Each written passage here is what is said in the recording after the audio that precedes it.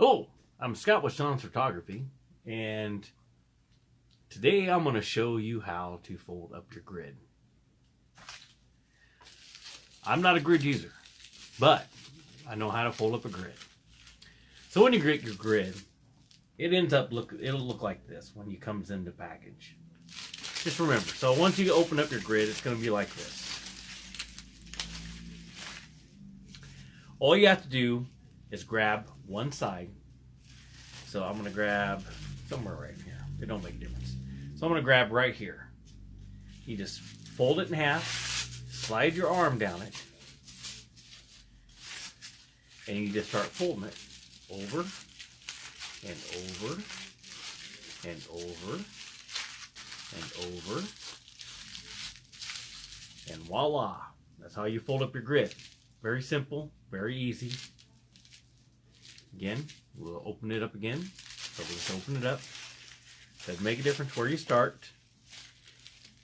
So, again, I like looking for kind of the original. I think you can see that bend right there. So that's the one I'm going to start with. So I'm just going to fold it. Fold it. As you're squeezing together, down, as you move your hand down, just fold it, and that's how you store your grid. It's nice, compact, flat, super easy. Now I'm using a small one, which this works on all of them, but here is the